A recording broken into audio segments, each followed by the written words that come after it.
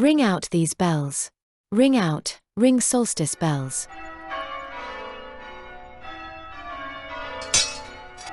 Season's greetings, brushketeers, and welcome to a special Christmas signwriting lesson on this winter solstice of 2024 as JohnBoy celebrates his 60th birthday.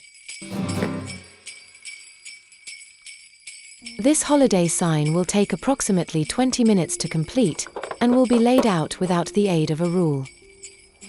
Begin by roughly chalking out the text in the approximate position of where we want the lettering to go.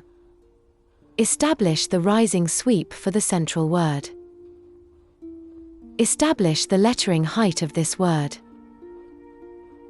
Redefine the letter spacing to ensure that it will fit into the remaining horizontal area. Establish the vertical center.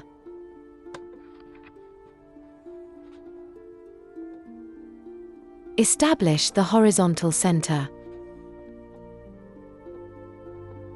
Strike lines for the upper and lower lettering levels of the bottom text. Strike the lines for the remaining lines of text, keeping them parallel to the lower line.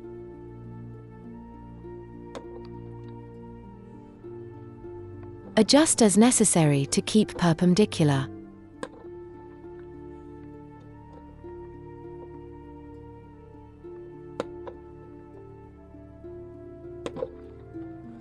No further marking out is required.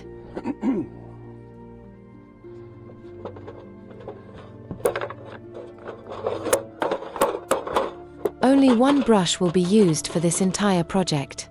In this case, a number 4 lettering pencil in pure red sable.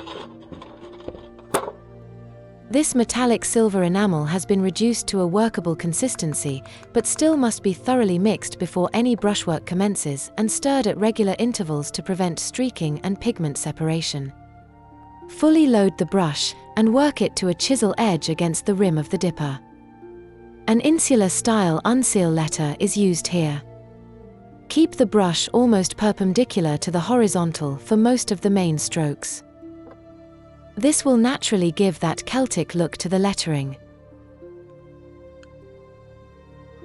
There are literally hundreds and hundreds of variations of this style of letter, each one producing a different overall feel to the text. Subtle differences in letter construction can determine whether the text will have the look of a particular geographical location, such as Germany, France, Scandinavia, Northern England, Isle of Man, and indeed Ireland. And whilst many may see this as a purely Irish or Celtic script, we would seriously encourage you to study as many historical manuscripts from what has become known as the Dark Ages or early Christian period, and you will soon appreciate the spread and development of this letter form from its origins in Central and Northern Europe, westward as far as Iceland.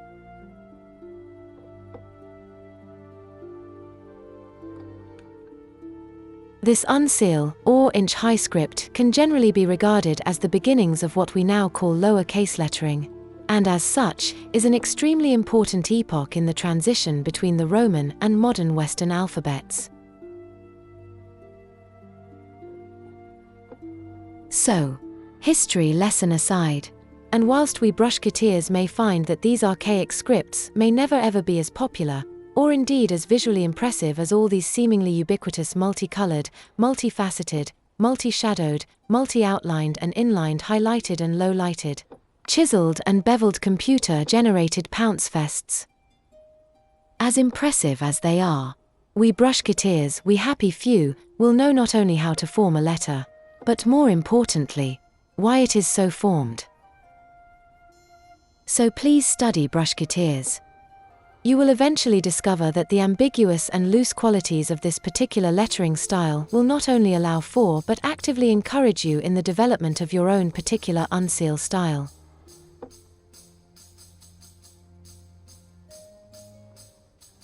By the way, the substrate used here is a cheap, 12-inch circular artist's canvas, painted with green acrylic. All lettering is done with enamel. Metallic gold, metallic silver, and red as required. Imitation gold and white would work just as well.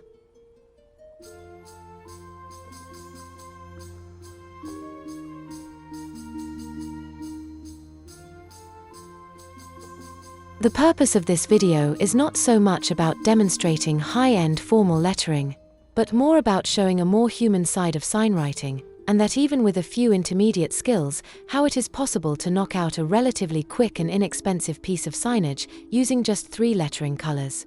1 brush, a length of string, a piece of chalk, a pre-painted substrate, and of course, your imagination.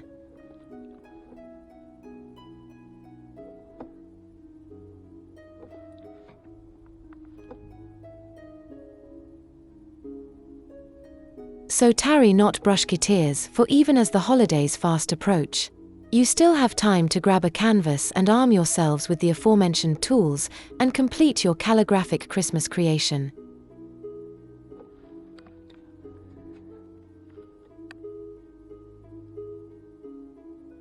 Although these are basically perpendicular calligraphic style strokes, the use of a chisel-edged lettering brush allows us to develop a much freer interpretation of this style.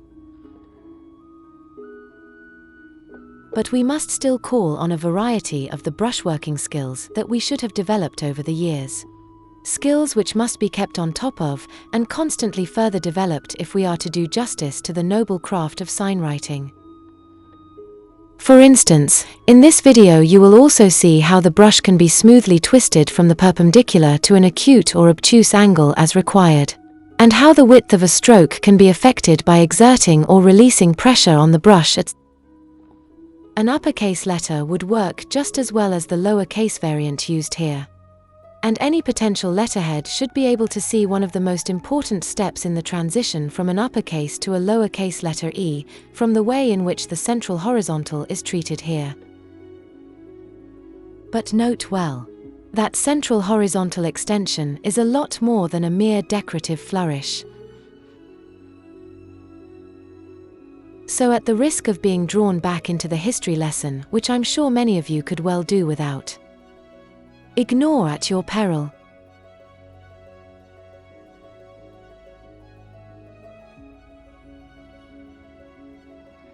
Also of note, with regards to the overall layout, the text area was deliberately made to fill the entire circular face of the canvas. This was done purely for the instructional purpose of this video, and whilst this can also be offset by the addition of the added festive garland, a far more aesthetically pleasing approach would be to reduce the size of everything. And a good rule of thumb would be to use the barely visible indentation on the canvas, from the inner circumference of the MDF or wooden frame, as a perimeter for your workable area.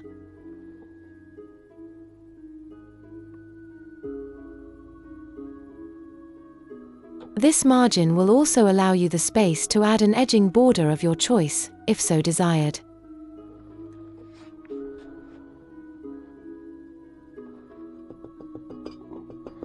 We all know how easy it is to download a digital font, stick it into a graphics program from which we can produce some form of image transfer, watch a few boring online videos such as this, purchase a few fancy brushes and paints, and ultimately rebrand yourself as a social media sign painter. So if that is all you want from life, then so be it. But if your wish is for your legacy to be something more meaningful than merely copy and paste pounce painting, then we strongly advise you to study all forms of historical scripts and their construction, particularly the transition from the classic Roman to your standard modern block letter, plus everything in between. Only then can you ever hope to understand the many different nuances of the multitude of modern lettering styles which may confront you as a professional signwriter. Again, we cannot overstate the importance of learning how and why a letter may look and read the way it does, plus the relationship it may have to its surrounding characters and their relevant voids. Or indeed, how we can adapt this to our own particular needs and requirements. But hold on a minute, I hear you say. I didn't come here for a lesson on the idiosyncrasies of the written word in antiquity and beyond. I came here to learn how to produce an ambiguous and twee, self-promotional, thumbs up seeking social media wowing piece of eye candy. Why do you bore us so? Well, if you have to ask such a question on our channel, then my fellow brushketeers and I will have little alternative than to do the decent thing by directing you to that coffee morning crafter's wasteland known as WikiHow. And we truly hope that you will find what you are looking for in such a place. But if by chance, one day you decide, for whatever reason, to forego such sources of seemingly instant gratification, if such a day cometh, we brushketeers will not mock you, nor will we turn our backs on you. We will instead welcome you back into the fold, in the knowledge that you have learnt that most important of lessons. The shortest distance between 2 points is rarely a straight line.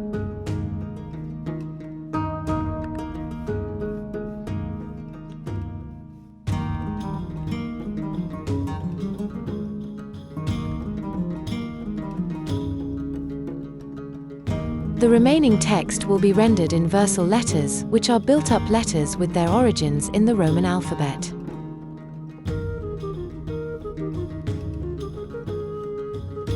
For the purposes of legibility, the thin strokes are beefed up here.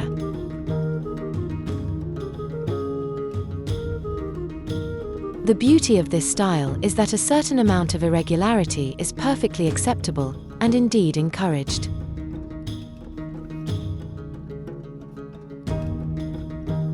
The quirky nature allows for experimentation and personal development.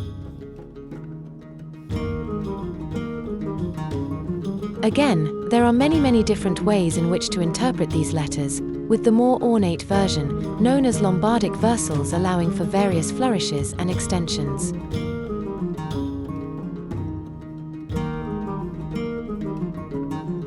But these are best kept to a minimum, as shown here with the understated extensions to the second S, the C, U and the E.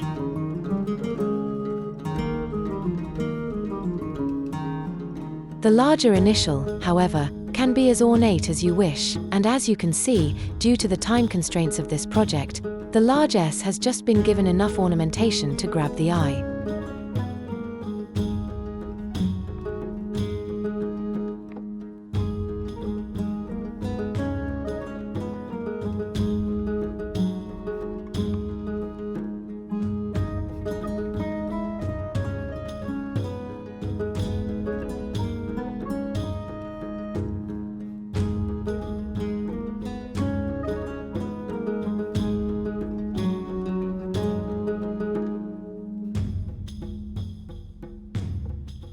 As with the uncial letters, we would seriously encourage you to study as many historical manuscripts as possible in order to familiarize yourselves with the many variants of this text style. You will find it in popular use from early Christian to late medieval periods, and its built-up nature will prove to be an invaluable lesson in basic letter construction.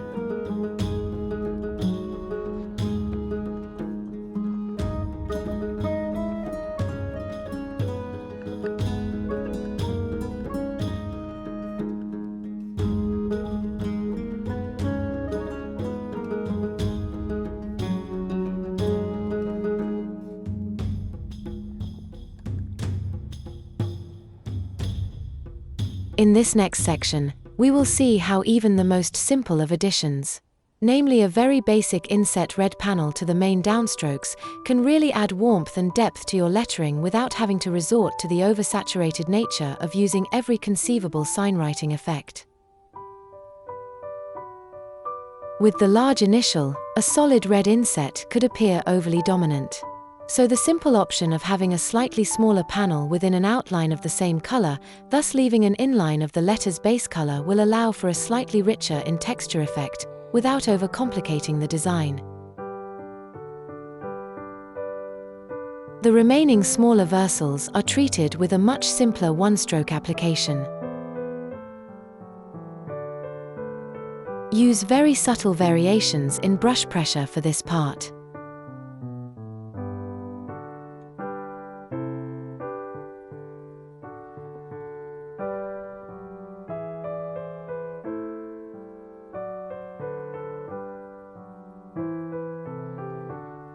Try to leave roughly the same width as the thinner cross strokes at either side of the red.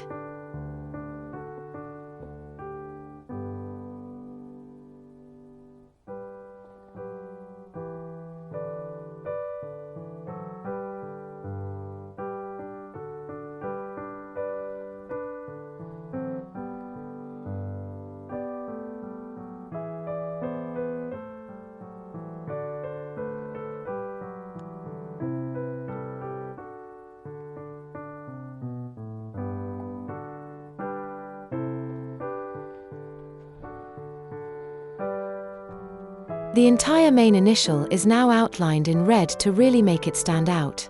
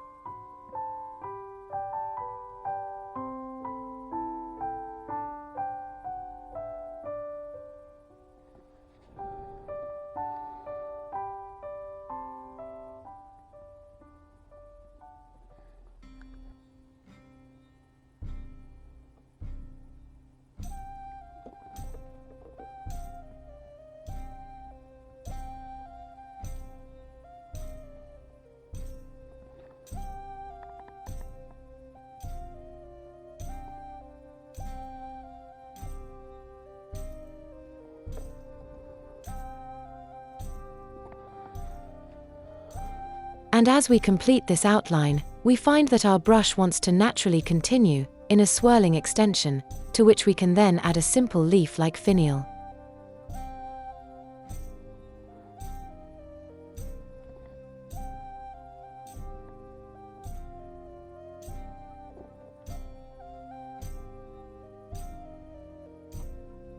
This can be thought of as vine work, and as well as highlighting the initial, or illuminating it, it will add texture to the background and fill up the empty spaces in a subtle manner.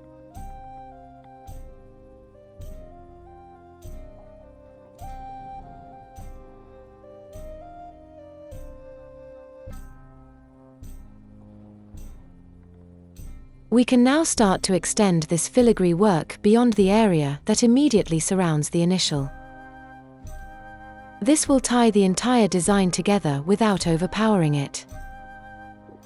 Try to work these meandering lines as if they were growing naturally outwards from the initial, and try to avoid any sharp turns. You can fill as much of the space around the lettering as you like, and there are literally thousands of ways in which to do this, but simplicity is the order of the day here. So just enough will do. As an alternative to the leaf finials, we can also finish the lines with 3 dots arranged in a triangle, which is a simplified form of the trefoil or shamrock, which is said to represent the Holy Trinity. So, this part can literally be made up as you go along, and you should allow yourself to enjoy the process. Oh, and don't worry too much if you make a mistake at this point, because this is one of the very few times when we can entertain the thought of a happy accident in signwriting.